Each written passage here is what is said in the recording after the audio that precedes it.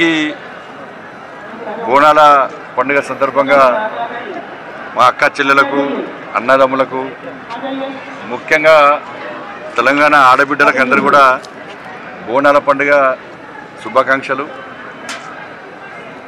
ఇలా భాగ్యనగర్ ఈ ఆషాఢ మాసం సందర్భంగా భాగ్యనగర్ గల్లీ గల్లీలో బస్తీ బస్తీలో ప్రారంభమైనటువంటి ఈ బోనాల జాతర తెలంగాణ రాష్ట్ర వ్యాప్తంగా వ్యాపించింది. తెలంగాణ రాష్ట్ర వ్యాప్తంగా కూడా గల బోనాల పండుగను ఒక భక్తియుత ధార్మిక వాతావరణంలో నిర్వహించుకుంటా ఉన్నారు. భాగ్యనగర్లో కూడా ఒక పండుగ వాతావరణం. సరే, అన్ని కుటుంబాలు కలిసి ఒక బస్తీలో సామూహికంగా ఆ తల్లికి బోనం సమర్పించడం, మన కష్టాలు తీరుతాయి అని చెప్పి ఒక విశ్వాసం, నమ్మకం ఇలా హిందూ సమాజం లోపల, హిందూ భక్తుల లోపల ఉంది. కాబట్టి ఇవాళ ఈ పండుగ వాతావరణం నెలకొంది. ఇలా బోనం అంటే అమ్మవారికి నైవేద్యం. అమ్మవారికి నైవేద్యం సమర్పిస్తే ఇవాళ కష్టాలు తీరుతాయని చెప్పి ఒక నమ్మకం, విశ్వాసం.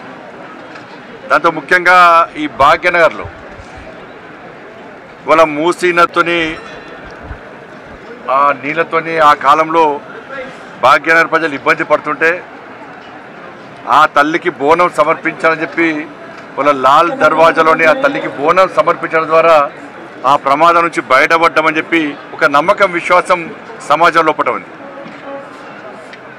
ప్లేవ్ వ్యాధితోని భాగ్యనగరం అంతా ఇబ్బంది పడుతుంటే ఆ తల్లికి బోనం సమర్పిస్తే ఈ అంటువ్యాధి నుంచి బయటపడతామని చెప్పి అప్పుడున్న జవాన్లు, ఆర్మీ జవాన్లు, సామాన్య ప్రజలందరూ కూడా ఆ తల్లికి బోనం సమర్పిస్తే ఈ అంటువ్యాధి నుంచి బయటపడతామని చెప్పి ఒక నమ్మకం, విశ్వాసంతో సికింద్రాబాదు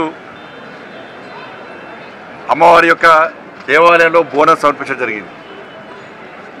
దీంతోపాటు ఒక సైంటిఫిక్ రీజన్ కూడా ఉంది. ఆ బోనానికి చుట్టూ పసుపు రాయడము, వేపావు కట్టడము, దీని ద్వారా బ్యాక్టీరియా, వైరస్ నుంచి మనం కాపాడగలుగుతామని చెప్పి ఒక విషయం కూడా మనం గమనించాల్సిన అవసరం ఉంటుంది.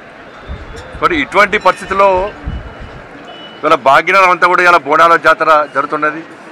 అనేక జిల్లాలో గల్లీ గల్లీలో కూడా గ్రామాల వారిగా, కుల సంఘాల వారిగా బోనాల జరుగుతున్నది.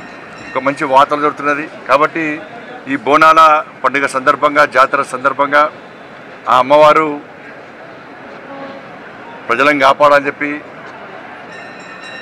ఆ తల్లిని నమ్ముకునే విధంగా బోనం సమర్పిస్తున్నామో ఆ తల్లి కరుణా కటాక్షాలు అందించాలని చెప్పి, ఒక మంచి సమాజ నిర్మాణం జరగాలని చెప్పి, అందరి కష్టాలు తొలగిపోవాలని చెప్పి, అందరూ ఆయుర ఆరోగ్యాలతో సుఖ సంతోషాలతో జీవించే విధంగా ఉండాలని చెప్పి ఆ అమ్మవారిని ప్రార్థిస్తున్నాను.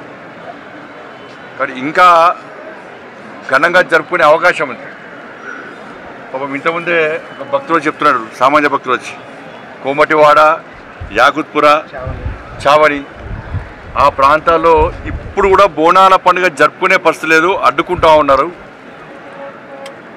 మా పండుగలు మేము జరుపుకునే పరిస్థితి అలా పాత బస్తీలో లేదు.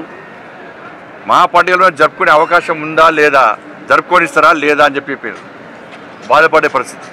మేము ఇతర ప్రాంతాల్లో బోనాల పండుగ జరిపితే పోయే పరిస్థితి వచ్చింది. మాకు ధైర్యంగా బతికే పరిస్థితి లేదు మాకు అని చెప్పి చెప్తా ఉన్నారు. కోమటివాడకు సంబంధించి ఒక భక్తులు వచ్చి నేను చెప్పిన వచ్చేది మన ప్రభుత్వమే. యాకుత్పుర, కోమటివాడ, ఈ వాడ ఆ వాడ కాదు, పాత బస్తీ, ఈ బస్తీ ఆ బస్తీ కాదు, గల్లీ గల్లీలో బస్తీ బస్తీలో బోనాల పండుగను అధికారికంగా ఘనంగా జరుపుకునే అవకాశం రావాలంటే ఇక్కడ హిందూ సమాజం గురించి ఆలోచించే ప్రభుత్వం, అన్ని వర్గాలను సమానంగా చూడాలని చెప్పి ఆలోచించే ప్రభుత్వం ఇక్కడ ఏర్పడాలి. తప్పకుండా మన ప్రభుత్వం వస్తుంది. మీరు ప్రశాంతంగా పండుగ ధైర్యంగా పండుగ జరుపుకునే అవకాశం మేము కల్పిస్తామని చెప్పడం. ఎందుకంటే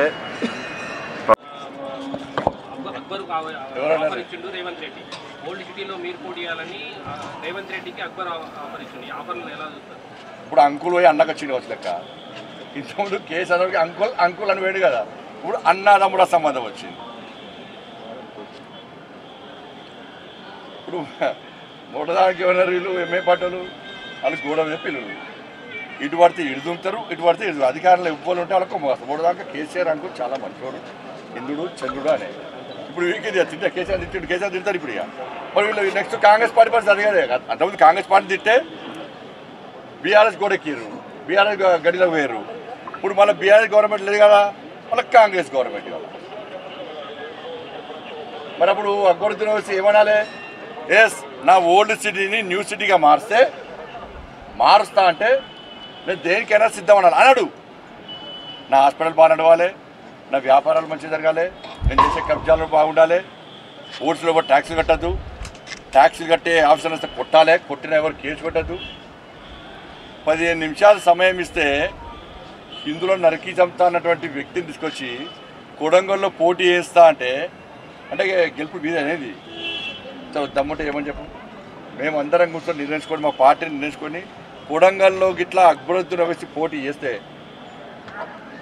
డిపాజిట్ రాకుండా చేసే బాధ్యత మాది ఖతర్నాక్ అభ్యర్థులు నిలబడతాం మేము ఒక్కొక్క యువకుడు ఒక్కొక్క ఇంటికి ఇన్ఛార్జిగా వస్తాడు మేము స్వచ్ఛందంగా వచ్చే పరిస్థితి తెలంగాణ రాష్ట్రంలో ఒక్కొక్క యువకుడు కొడంగల్లో ఒక్కొక్క ఇంటికి ఇన్ఛార్జ్గా వచ్చి డిపాజిట్ రాకుండా చేస్తాం మేము అంత చాతగాళ్ళు అయింది మేము అంటే వాళ్ళు పంచుకుంటే అయిపోతుంది అయింది ఇలా కాంగ్రెస్ పార్టీ ప్రభుత్వం ఏం చేయాలి అంతకుముందు ఓవైసీ అక్బరుద్దీన్ చేసిన వ్యాఖ్యలు వాస్తవము మీడియా కూడా చూపెట్టింది ఆ కేసును ఆధారాలు సమర్పించకుండా బీఆర్ఎస్ పార్టీ కేసును నిర్వహణ చేసింది కాంగ్రెస్ పార్టీ నిర్వహించింది మరి వాళ్ళు ఏం చేయాలి ఎందుకు మాట్లాడినావు 10 నిమిషాలు సమయం ఇస్తే నడిచేస్తాను చెప్పి ఇంకోసారి మాట్లాడితే బిడ్డ ఖబర్దారని అసెంబ్లీ వేదికగా వార్నింగ్ ఇవ్వాలి అంటే మీరు మాట్లాడడం మేము పడుచుకోవాలట కాబట్టి దానికి ఎంఐఎం పార్టీని ఈ తెలంగాణ రాష్ట్రంలో భూస్థాపితం చేయడమే మా లక్ష్యం బోనాల ఉత్సవాలు పాతపట్నంలో ప్రత్యేకంగా నేను చార్మినార్ భాగ్యలక్ష్మి దేవాలయం యొక్క అమ్మవారిని దర్శించుకొని పూజలు చేసి ఈ పాతపట్నంతో పాటు తెలంగాణ ప్రజలకు శక్తినివ్వాలని నేను భాగ్యలక్ష్మి అమ్మవారితో ప్రార్థిస్తున్నాను. బోనాలు తెలంగాణకు చాలా ప్రత్యేకమైనది. మహిళలు చాలా పవిత్రమైన భావంతో అమ్మవారికి నైవేద్యం ఏర్పాటు చేసి చాలా భక్తి శ్రద్ధలతో అర్పణ చేసేటువంటి కార్యక్రమం. అలాంటి బోనాల పండుగ ఇది శక్తి ఆరాధన, మాత ఆరాధన. అలాగే స్త్రీలను గౌరవించాలి, స్త్రీలను పవిత్రమైన భావంతో చూడాలి, స్త్రీలను ఏ రకమైనటువంటి అవమానం లేకుండా హింసలకు గురి కాకుండా మహిళలకు రక్షణ కూడా కల్పించాలి. ఇది కేవలం ప్రభుత్వాల బాధ్యత కాదు, సమాజం యొక్క బాధ్యత. అందువల్ల తెలంగాణలో బోనాలు బతుకమ్మ 2 పండుగలు చాలా ప్రత్యేకమైన పండుగలు, 2 కూడా మహిళలకు సంబంధించిన పండుగలే. కాబట్టి ఈ భాగ్యలక్ష్మి దేవాలయం అతి పురాతనమైన దేవాలయం. ఎన్ని సంఘర్షణలు జరిగినా, ఎన్ని రకాలైనటువంటి ఒక ఘటనలు జరిగినా అమ్మవారు శాంతిగా శక్తివంతంగా ఇక్కడ ఉండి ప్రజలను రక్షిస్తున్నందుకు నేను మళ్ళొకసారి అమ్మవారిని నేను సేవించుకొని దర్శించి ఆమె ఆశీర్వాదం తీసుకొని ఇంత సమాజంలో ముందుకు బాగా పనిచేయడానికి శక్తినివ్వాలని నేను ప్రార్థిస్తున్నాను.